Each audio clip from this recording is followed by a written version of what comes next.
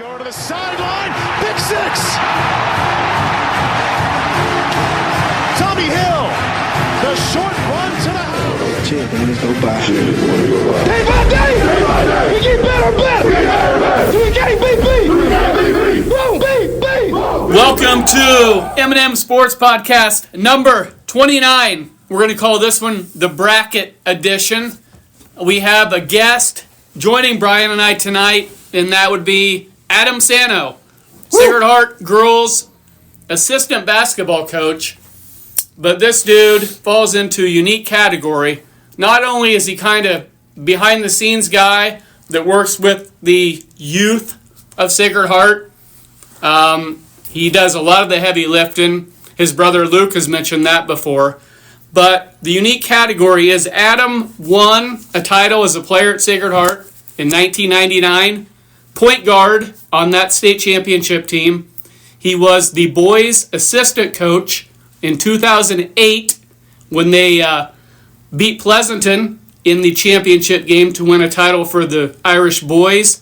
And he has been an assistant with his brother Luke Santo for 6 girls' state titles, Brian. That is quite the resume. You know,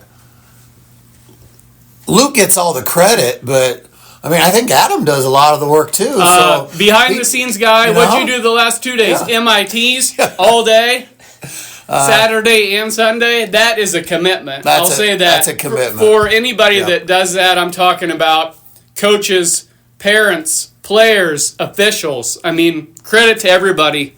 That's a commitment for everybody. Yeah, for what you're doing, Adam. I mean, it's virtually year round.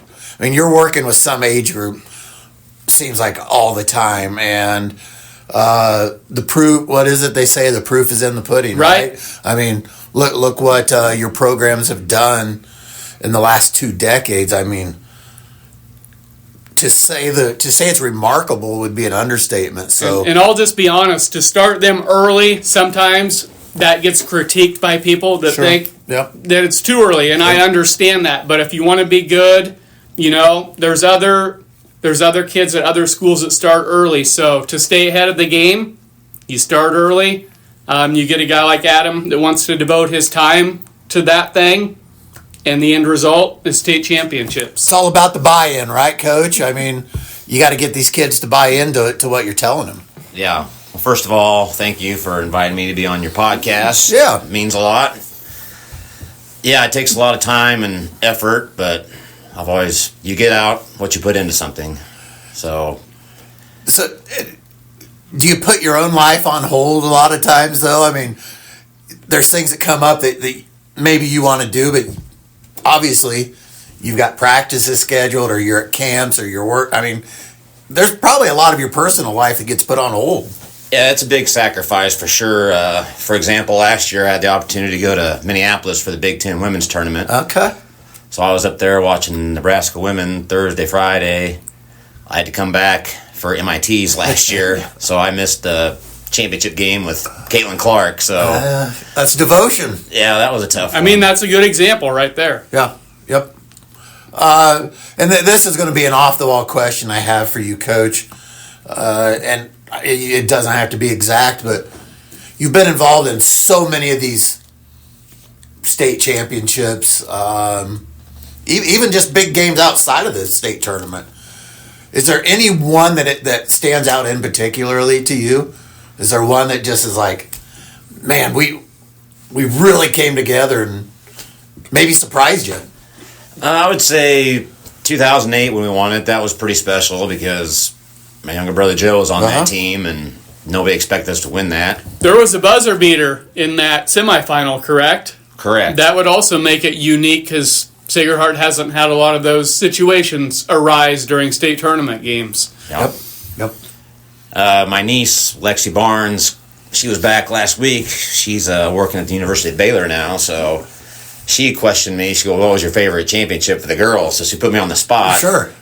And I said, well, that's a tough choice because 2015 was our first as a girls coach for Luke and I, but obviously her senior year in 2017 meant a lot, being having your niece on the team, and she played an important role in that. So I mean, I don't know if there's just one. It's tough. I'm blessed to be able to have that conversation to begin with, to try to pick which one's your favorite. And 2018 was a fun tournament because Lauren Parrish hit the shot in the semifinals. That's always fun to go back and against Hyannis, correct? Yes, correct. Yep. Yeah. Obviously, not every program has the opportunities that you guys have had. I mean, to be there year in and year out is a remarkable feat in its own, regardless of the outcome of the tournament. But when you come out on top, and this year in particularly, I felt it. You guys had more of a team effort this year than maybe in the past. It seemed like you've always had one person that takes control of the tournament, and in a way you did with Avery this year. She caught fire up there, and I mean, it was like she couldn't miss.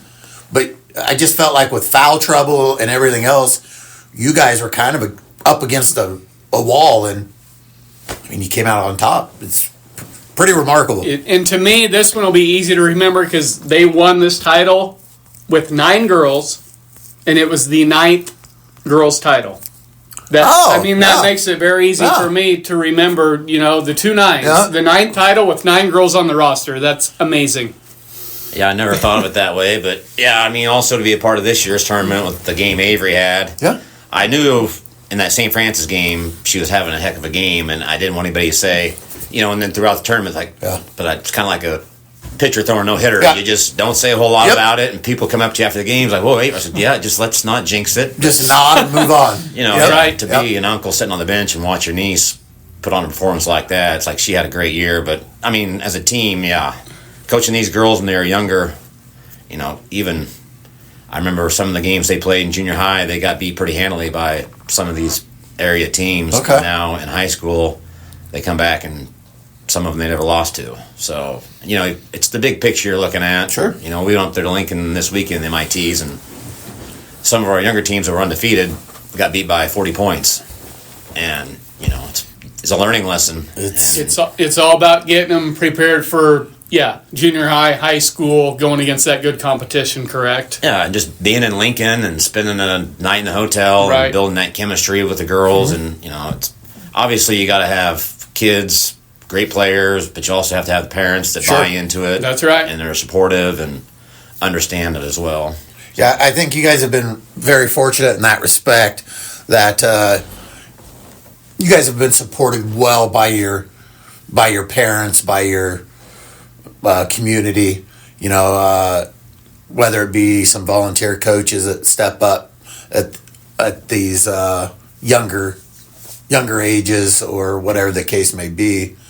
Not every school has that. So, again, I think that just goes to show that people are on board with what you're doing. They respect what you're doing, so they're more likely to jump on board. Yeah, and I'm glad you mentioned that because I got to give a shout out to those coaches. So, like in my first and second grade group is Clayton Varnschmidt, Travis Witt coached them, and then Josh Rod helped me with the third grade girls this year, and then Jake Schwong and John Kirkendall handled my fourth and fifth grade group, and then Liz Luna helped me with the sixth graders, and then Paige Vidosh helped me with the junior high, and then this weekend, obviously I couldn't be at every game. I tried to be everywhere I could. Sure. 15. I made 15 out of 18 games, so wow. Thank God I didn't meet any cops on any of the side streets in Lincoln, I'll put it that way, but no. And then Monty Witt also helped me out this weekend, and Billy Lauder. Okay. He came back. His oldest daughter played with us. And then a lot of contributors then. Yeah. We had a guest appearance as assistant coach yesterday morning. Allison Widener showed up. Oh, really? Yeah. She came to our 9 o'clock game with our sixth grade girls. That's great. Yeah. When I had the chance to meet her there when she was down for your camp, that was last spring, right? Yep, in May. She was just a great individual. Like, I didn't know what to expect with her, but she was just as friendly as a person as I could ever meet, and she spoke very highly of you, Luke, and the entire Irish program. So, great person to have as a guest coach. Oh, yeah. I mean, great, very respectable, very humble kid, comes from a great family. Her mom and dad are nice people. I meet them at the games, and I mean, St. Francis, kind of similar program. Sure. There's a lot of respect for each other. And, I reached out to her just to hit, and she said she loved it, so she showed That's up awesome. Thursday morning, yeah. Very cool. Absolutely. Should we dive into the brackets? You know what? Let's dive on in. Okay, we're going to start with the ladies first. Bracketology at its best. Number one, I'll start with this before I get into the number one seeds. 12 Big Ten teams in the women's field. Wow. That's pretty damn impressive. Very impressive, actually. I don't even know. What do we have? Do we have 18, 19 teams now? What do we have in the Big Ten? 18, I do believe. 18, Yep. so that's pretty solid. Very solid. They don't get to talk like the SEC men's do, Right. So 12 teams total, 2 number one seeds in UCLA and USC, okay, to go along with the other number one seeds, South Carolina and Texas. Those are your 4 ones. Your 4 number 2 seeds, NC State, Connecticut, the traditional power that they are. Sure. Duke, and TCU. Okay. Okay, where we're going to focus is in that TCU region because our Husker ladies happen to be in that region, and they will play Louisville, who has a hell of a basketball history as far as ladies go. I didn't realize this until I looked it up. I'm going to run through some of these numbers here. Coach Jeff Waltz, W-A-L-Z, last name, used to be a Husker assistant back in the day under Paul Sandiford from 97 to 2000. During that time, they made 3 tournament appearances, and Coach Amy Williams happened to be a senior guard from 97 to 98 on that team that advanced to the second round. So she played under the coach that she is about to face in this first round game. The Husker family's a pretty wide-reaching family. We see this in everything. Right. Whether it be football, basketball, volleyball. So it's just another great example of someone who started out at the University of Nebraska and has gone on to great success outside of our program. Exactly. Continuing on here, Jeff Waltz is in his 18th season at Louisville. He has 15 consecutive 20-win seasons. Wow. 13 straight NCAA appearances, 4 Final Fours, 2 championship games with runner-ups in 2009 and 13. Those are pretty good credentials. They are. We ran into a traditional power. Yeah. Louisville is a 7 seed. Okay. The Husker ladies are a 10. So, yes, it is winnable, but this is a team that is accustomed to winning in Louisville. Yeah, so it'll be a very good challenge. But, again, like you said, it's not out of the realm of possibilities here if our girls come out and, the 1-2 punch that we have between Brett Prince and Markowski, if they're at the top of their game and a couple of those other players fill the roles well, Nebraska's got a good shot. We should have a pretty damn good chance. Yeah. Records are very comparable. Louisville is 21-10. The Husker ladies are 21-11. Okay, so that in itself, yes, and a 7 and a 10 seed. So yeah, I mean, I didn't look at the point spread if there is one on this game, but I would say Louisville would be a slight favorite, but just a slight favorite. Friday, Fort Worth, Texas, 5 o'clock on ESPN. Okay. And there you go. There you go. Well, I don't know a whole lot. I haven't watched Louisville play basketball this year, but I'm going to go with the Husker women here. Markowski has one of those Markowski games, and like you said, if Prince steps up, we're going to be right there with the shot. I think so. We'll see what happens anyway, but... You bet. Yep, I got to move it on. Yeah, why wouldn't you? Yep. The challenge of TCU will be very difficult if whoever wins that game, 31-3, number 2 seed. Okay. The winner will face the Horned Frog ladies. It's a pretty solid number 2 seed. Yes, it is. That's a pretty good record there. It is. So. But no, like with the men's tournament, the girls, a lot to follow right now. Good times. We talked about this last week. I think we've brought it up before. I mean, if you're a sports fan, especially basketball, it's the best time of the year. Yep. And baseball right around the corner. What else can a person ask for as far as sports goes? Best time of year. You are You've got games on. You've got fans wanting to be out and about watching these things together. Just a great way to spend 4 straight days of watching basketball, eating pizza. Hooky alert. Yeah, right? Overindulging. Yeah, going to be a good time. Oh, yeah. We're going to transition real quick here. We're going to just touch real quickly on the Husker baseball team. Do we have to, Brian? Well, I just want to give a real quick rundown for our listeners. I'm not going to get deep into it because obviously at this point of the season, yes, it has been a disappointment. Plenty of time. Things can turn around, but Coach Will Bolt definitely has a tough road ahead of him to get this team playing to where we think they should be. 1-5 in conference play, is that correct? 1-5 in conference play. Just got swept at UCLA over the weekend. 7-11 overall. Yeah, they're just down right now. This was the beginning of the West Coast swing. We got 5 more games out there before we come back. They won 2 against the Shockers before they got swept, correct? Which, yes, and that was great to get a couple wins against Wichita State. But just to salvage one of those 3 would have been fantastic. Yeah, and we talked going into this, Eric, that this 8-game road trip, we thought they needed 5. Right. So if they're going to get 5, they've got to go 5-0. They've made things very hard on themselves. The rest of this week. Right. The 3 games over the weekend, they lost on Friday 5-2. Saturday, really never in it. They lost 11-3. Sunday, they had their opportunities. They lost 5-3. Again, that was a winnable game. But over the 3-game set, Husker batters struck out 32 times and left 25 guys on base. Brutal.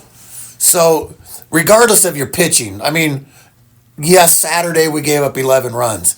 But Friday and Sunday giving up 5, I mean, that's not insurmountable. Those are games you've got to find a way to win. You can't be striking out 32 times and leaving that many runners on base. That's a recipe for disaster. Yeah, and eventually your pitchers are going to kind of start bailing. If your offense is only going to score 3 runs a game, yeah, I mean, it's very demoralizing. Yeah, it is. That's a great word for it because you're not going to.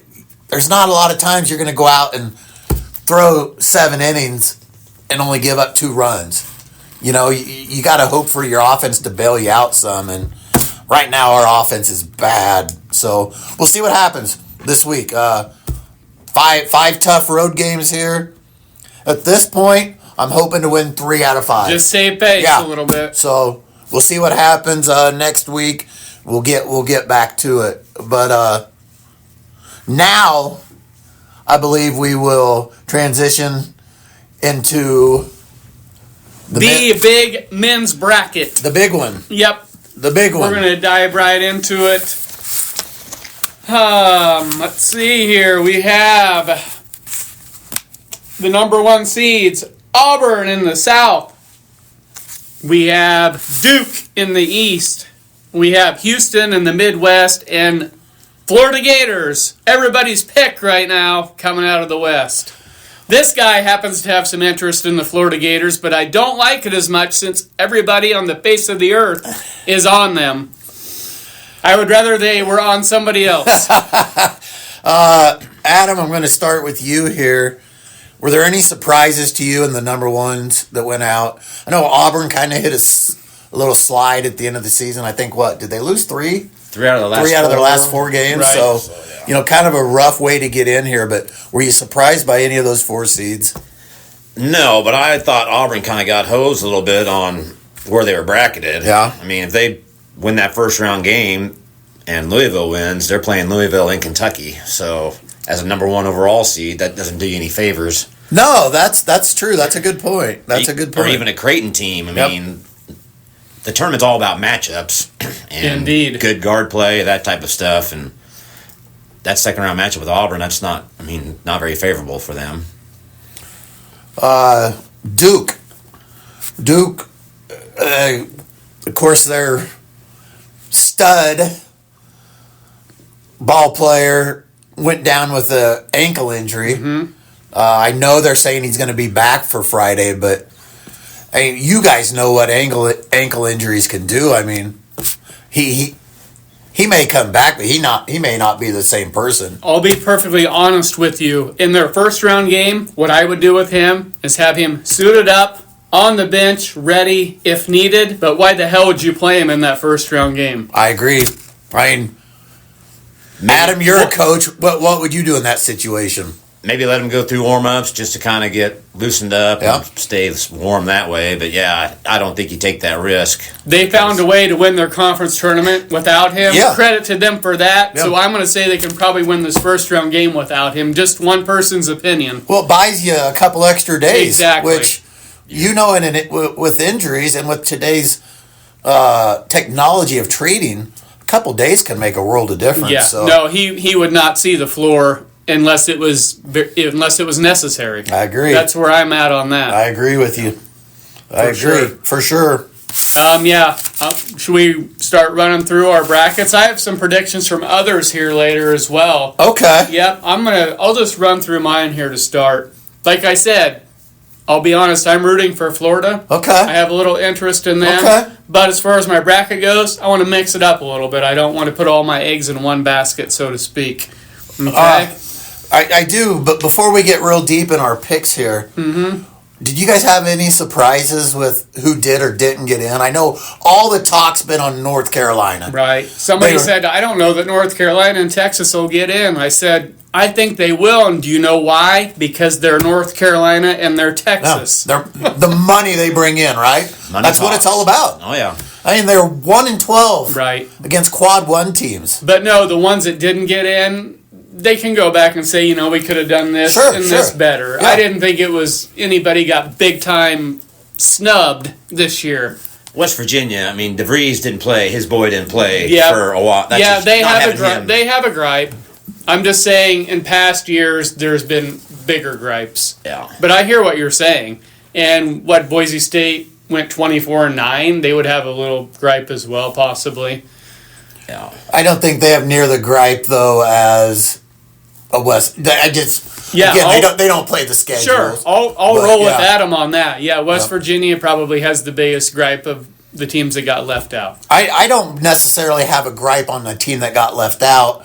I'm just a little surprised with Carolina getting in, just based on their record. They didn't have many. Looks good. They didn't have many quality wins either. I mean, they played the big boys, but they lost to pretty much the majority of them. 1-12. They have the talent to match up with anybody in the tournament. Yeah, but whether or not Hubert Davis can get the job done, remains to be seen. But no, I wasn't surprised that Texas and Carolina got in based on their names. Yeah, you're right. I mean, Texas is a 19-15 team. They're tied. That's tied for the most losses of teams to ever get in. But their argument, of course, is going to be, well, we play in the best conference ever. Yeah. I mean, I guess you would have to listen to that. Which the SEC got 14 teams in. Like we talked about. Yeah, strong, but still, I mean, you're 4 games over 500, whereas a team setting at home that is 9 games over 500, if you're part of that fan base, that would be hard to get over. Yeah. I get it based on your quality of opponents, but I just looking at it as someone in that fan base, if your team's staying home, you're going to be a little upset. Sure. Somebody's always going to be pissed off. Every year. There's always going to be somebody. But this year, not as bad as other years, we'll say. Well, dive in, Eric. Let me see what you got here. I'm going to go with my Sweet 16, and we'll just go from there. In the South, I've got Auburn over Texas A&M. I have Michigan State over Iowa State, okay? Continuing on in the West, I actually have Florida getting ousted early by Connecticut. Wow. Okay? That's kind of one of my bigger upsets. Then I've got Maryland taking out Connecticut, and I have Rick Pitino and St. John's advancing past Texas Tech in the West. In the East, I have Duke advancing over Arizona and Alabama advancing over Brigham Young University. In the Midwest, Houston over Purdue and Tennessee over Kentucky. Okay, coming back around, I have Houston over Tennessee advancing to the Final Four out of the Midwest. I have Duke over Alabama advancing out of the East. And I have Rick Pitino and St. John's over Maryland advancing out of the West. And out of the South, I have Houston. I have Auburn over Michigan State advancing out of the South into the Final Four. That's my Final Four. Okay. You guys, I'll listen to your opinions and finish mine up here a little later. Well, Adam, I don't know about you. I didn't get as deep as Eric did here. I just went with my first round matchups. I'm not going to get real deep into them, but I do have Creighton over Louisville in the first round. Not a big Creighton fan, but I just feel like the NCAA tournament rolls around. Coach McDermott has those kids ready to play. They've become a traditional tournament team. Exactly. I don't have a lot of upsets in the South or the West. I did not go with the Omaha Mavericks over St. John's in the first round. Would have been fun, and I'm gonna enjoy watching that game to see the Mavs in that tournament. I mean, for a team just a few years ago to be playing D2 ball, I believe they had a losing record last year even. Frankie Fiddler leaves their team, goes to Michigan State. I think the kid averaged about 20 points a game last year for the Mavs. He averaged single digits, played a lot fewer minutes for the Spartans this year. I mean, you don't want to turn down that opportunity to play for the Spartans, but you almost wonder if maybe he's questioning his decision now between the lack of playing time and his old team making the tournament. Super happy for those guys. Yeah, you got to start somewhere. Yeah. And there's somewhere is playing St. John's and Rick Pitino. Right. I mean, that's going to be something they can tell their grandkids about someday. You know what I'm saying? I mean, playing a Hall of Fame coach, Yeah. a team like that. Yes, just to be in a position to compete with them. That's saying something for them, for sure. 2 teams from our state make the NCAA tournament, and neither of them are at the University of Nebraska. Go figure, right?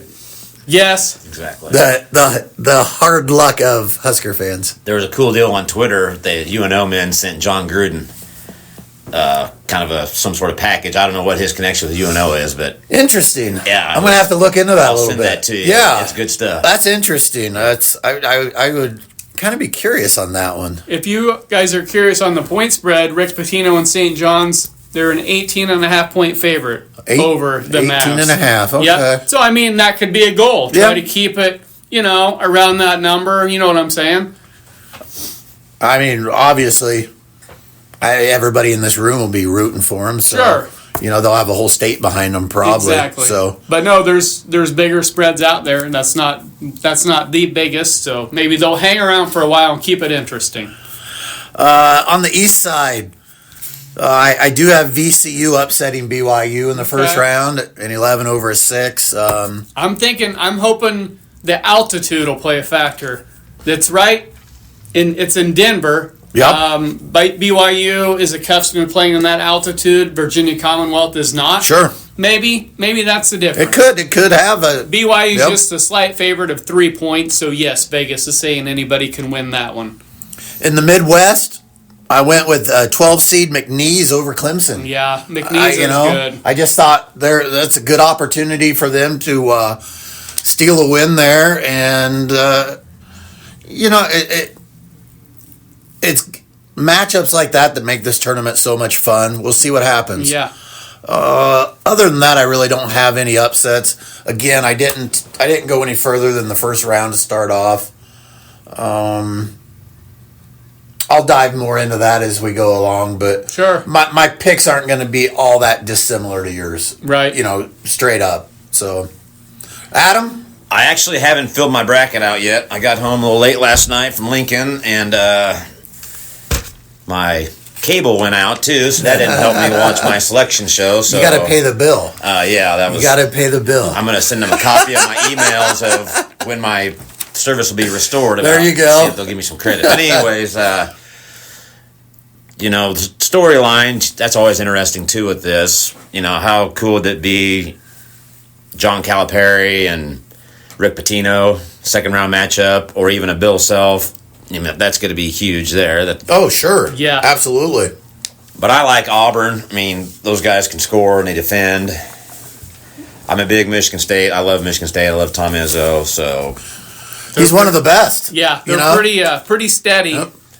they don't have a lot of flashy guys. They just, this time of year he usually shines. They defend. I worry sometimes they go cold from the perimeter, but they've shot the ball better this year. So I saw an interesting thing about Coach Izzo on ESPN today. That he was interviewed, and he said him and Coach Saban started at Michigan State at the same time. They worked their way up from assistants to head coaches. Of course, Saban went on, but I just thought that was kind of interesting that two such legendary coaches in their own respective sports got their start basically at the same time at the same place, and it's kind of remarkable what they've each done. Yeah. I agree. Plus his matchup, the head coach at Bryant is Phil Martelli's son, who's a longtime coach at St. Joe's. Mm-hmm. And him and Izzo are good buddies, so there's a little storyline there. Nice. Cool. But I do agree, though, Eric. UConn, Florida, that's a dangerous matchup for Florida. It's like somebody said, UConn's still a two-time defending That's national right. champ. They are. That coach, he'll have them prepared. He's over the top, but boy, he's a hell of a coach. Yeah. Danny Hurley. How in the world does Fran McCaffrey get tossed for the other day? I don't even know what he did to begin with, and then you got Hurley out there to go, but oh well. Yeah, entertaining. Yeah. Both of those fellas. Hurley could get tossed every game. Yep. I mean, in reality. Yeah. Yeah. It draws attention. It You gotta does. watch It does. Like, back to UNO, though. Great for them. What great exposure for recruiting purposes. Yeah. Right.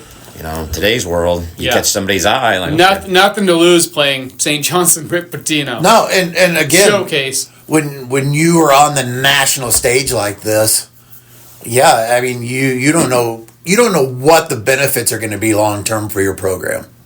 2-3 years down the road, it'll still be paying dividends for your program. As a parent, you see, this coach comes in and turn that program around that quickly. That's going to catch somebody's eye. Right. It'll pique somebody's interest. So you never know. Exactly. Duke, I'm not a big Duke fan, so if they get beat first round, I'm fine with that. Alabama's got good guard play. You know what that does in a tournament. So Yeah. Houston, Calvin Sampson's done there. Those guys, they can defend, and now they can. They finally got some scores too. So they're, obviously, the number one seeds. Yeah, they're loaded. But Tennessee, and again, those guys got athletes. They're physical. That SEC, those guys defend. Somebody on ESPN said the other night they're kind of worried, though, as physical as the SEC is, how will the refs call it? Are they going to call it tight? Sure. That, you got to adjust to that as well. That's a good point. So, I don't know. It's I hope Michigan State wins it all just from a fan's perspective, but like every year, you never know. That's with NIL and transfer portal, all these teams are starting to balance each other out. Yeah. Eric talked about that last week. He Yeah. said the parity in college basketball is just And I'm going to ridiculous. get into that with a few long shots that I have here after a while, that parity coming into play, so to speak. If I was going to pick a team right now, though, again, I didn't fill my bracket out, but I would pick the Houston Cougars right now. That's my team. I'm not picking an SEC team. Right. I think they're my team right now that I would pick. Right. On that note, I'm going to go ahead and finish mine up real quick here. And that would be, concluding with my final four, would be I have Auburn over Rick Pitino and St. John's. Okay. I have Houston over Duke. And I have Houston Okay. winning the title over Bruce Pearl and Auburn. I have Houston 70, Auburn 67. Man, Championship title, Houston Cougars. okay. It's not often we agree, so interesting. Yep. And I have a few long shot type upsets here. I'm going to run through real quick before I give a few of our listeners predictions that they Let's see what you got. gave. Okay, Thursday games. High Point. They average 82 points a game. They are 29-5 out of the Big South, and they are getting 8 points against Purdue. I think High Point could hang in there right until the end. So keep an eye on High Point. That would be fun. Next game, this team was already mentioned, McNeese.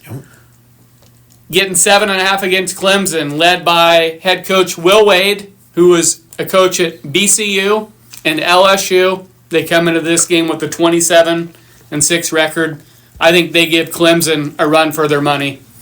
Next one, we've talked about this. Ben McCollum, Drake, catching 6 points against Missouri. Drake comes in with a 30-3 record. I think that's going to be a close game. Indiana is banging on his door. Ben McCollum is wanted and then some right now. That'll be. I think that'll be a fun game. Right. Yeah. Will Ben McCollum jump to Indiana or another job after this season? My guess is yes. If I was in his position, I would have to strongly consider it. I mean, as someone in this position, you strike while you're hot, right? Yep. And he's probably never going to be hotter than he is at this moment. There's big openings. Yeah, there could be other schools calling, but Indiana's got a hell of a basketball tradition. We all understand that. They haven't won one forever, but back in the day, they were the program under legendary coach Bob Knight, once upon a time. Unfortunately, I do not see him being retained by Drake. That would be surprising if he stays. I do have Drake beating Missouri, though, in the first round, so we'll see what happens. Right. And the last Thursday game I have here is a possible upset, but it wouldn't be much of one because Las Vegas just has Michigan as a slight 2.5-point favorite over UC San Diego Tritons. 30-4 out of the Big West. They will give Michigan a hell of a game. They can play some ball, these kids. I mean, I don't know about you, Adam, but I didn't expect Michigan to be in the spot they are at this point of the season. That coach came in and turned that program around. He's done a great job. Yep. They play good ball, very disciplined, smart team. So 2 7-footers that are really skilled. Yes, right? they do. They present matchup problems for teams. Yeah. But yeah, if Vegas is telling me that Michigan State's 2.5, I'm going to roll with them and say it's going to be close. Yep. Usually, they know more than anybody, generally speaking. That's a little tighter spread than what I would have guessed, but Right. they know what's going on. They've got a good feel for it. Friday games, the Akron Zips are catching 14 against Arizona. Akron 28-6 out of the Mid-American. I think this game's more along the lines of an 8 to 10 point game. I think Arizona wins, but closer than that 14-point spread. And then another one, Grand Canyon, coached by Bryce Drew of 1998 Valparaiso fame, where he hit a buzzer beater when his old man Homer Drew coached at Valparaiso. He's at Grand Canyon, good coach, 26-7 record, and catching 10.5 points against Maryland. I think Grand Canyon keeps it competitive. Man, I remember watching Valpo in that tournament. Yep. They were the darlings of the dance that year, And think of how many teams run that same play in a game situation. Right. Yeah. I mean, a lot of high school teams run it nowadays. That'll be interesting to see what happens there, but Yes. I'll be pulling for them. And another Friday game of interest, because it is the two-time defending champions, UConn, a 4-point favorite over Oklahoma. Will they look past Oklahoma and be looking at Florida? I don't think Coach Dan Hurley will allow that to happen. Your guys' thoughts on that? I think that's the only way they lose. If they're focused, I think they beat Oklahoma. I think they'll be on a mission. I think they'll be dialed in. I agree. Yeah, I think after falling to Creighton in the Big East tourney, right? That they're going to be focused. Sometimes that's the best thing that can happen, because if a team is getting to where they're losing a little focus or getting too over-exuberant, that usually locks you back in, so to I speak. think they'll be locked in. I think Oklahoma's in trouble. I would say as a coach, okay, guys, we're the 2-time defending national championships, and we're an 8 seed. Yeah. Right. He'll play that card. It's motivation right Yeah. there. Maybe with some colorful language mixed in. Quite possibly. Okay, a few predictions. This is quite a variety here. I'm going to run through real quick. Okay. Tim has Auburn, Bama, and Houston. And he also has Florida in the Final Four. Alabama over Houston is his champion. My nephew Trayden has Alabama over Georgia, Auburn over Maryland, and Auburn over Bama in the championship. Sounds like a football matchup, does it not? It does. My cousin Eric Saylor's Texas Tech versus Houston, Florida, Auburn, and he's got Florida cutting down the nets when it's all said and done. So he's with a lot of the general public, we'll say. Adam's brother, Luke Santo, Michigan State versus Texas Tech, Duke versus Houston, and the Houston Cougars over Michigan State. So I guess Luke would be with me, and Brian likes Houston as well, correct? I do. We're kind of all on the same page there. Luke's a diehard Duke fan, and he doesn't even have a national championship. Nope. He's got Michigan State in the championship. He's got the Cougars cutting down the net. Wait till I see him. How dare you be a Duke fan, Luke? Right. How dare you? Okay.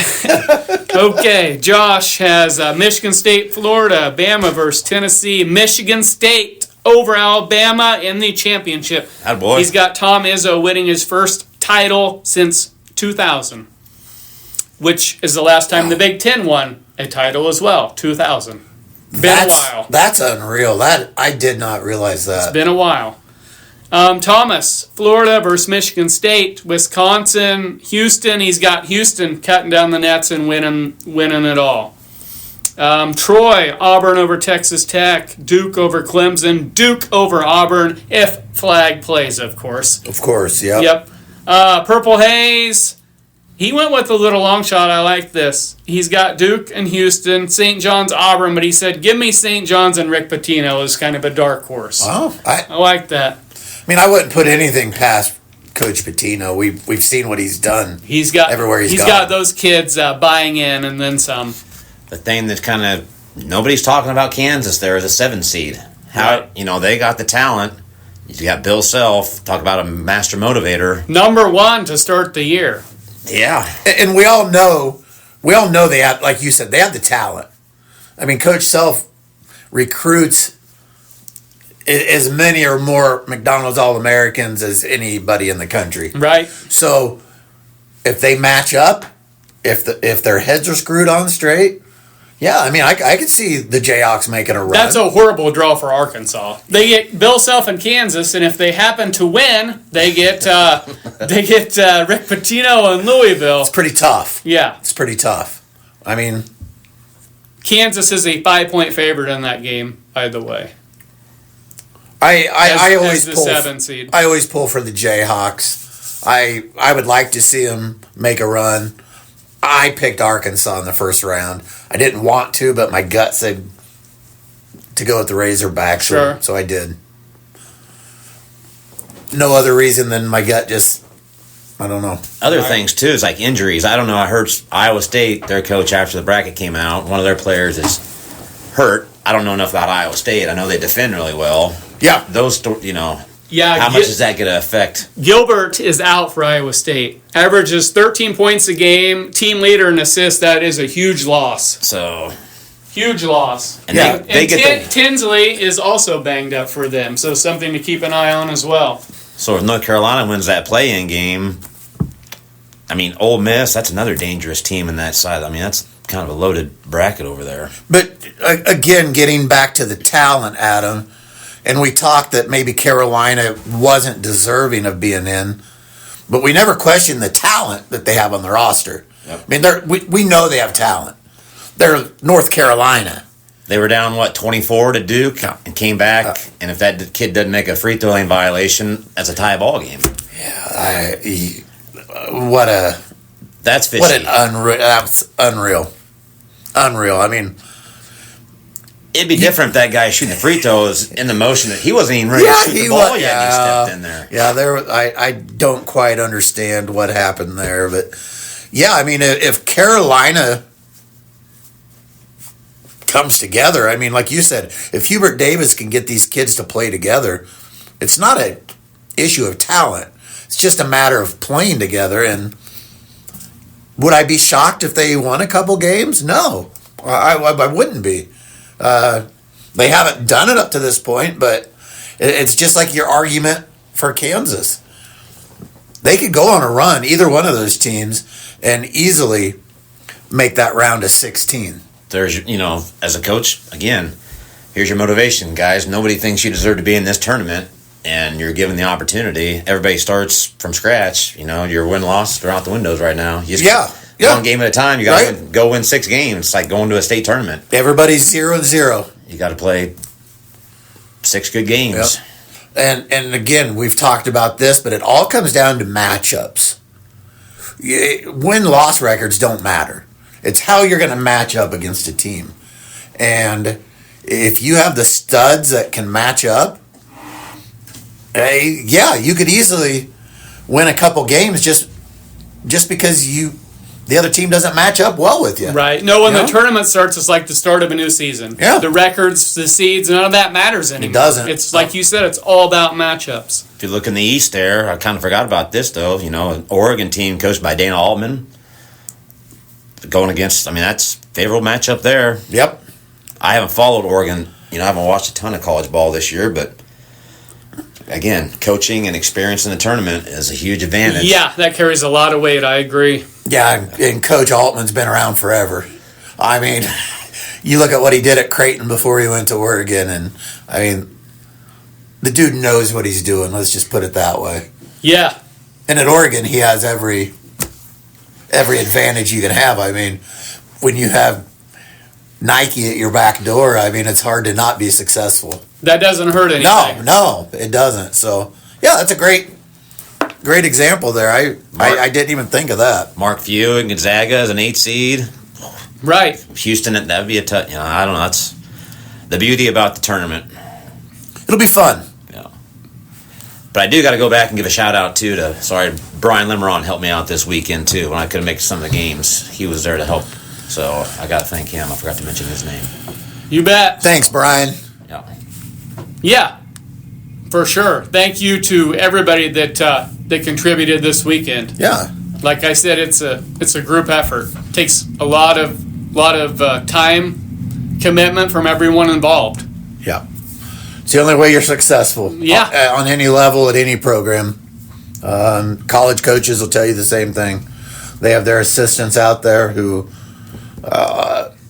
really work their tail off but get no recognition usually, whether it be studying game film, prepping for your next opponent, scouting, just doing the little intangibles that the head coach doesn't always do, can't always do, and they're often, they're not the ones getting interviewed on TV, but they're often putting in just as much, if not more, work. So it's a team effort all around. Yep.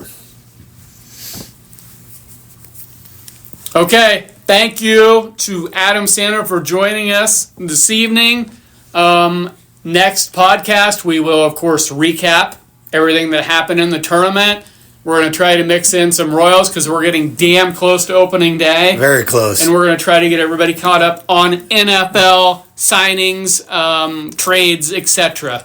Try to cover a little more next podcast, but this one we wanted to focus solely on the madness that is March, the bracket. No, you're right. I knew coming into this that would predominantly be what we talked about today. But the NFL is ramping up. We see a lot happening with that right now. It's always fun to see who's going where and what kind of money they're spending to get them there. Yes. Yep, and we will continue to give predictions throughout. So tune back in, check those out. I imagine we'll probably be pretty close to being perfect.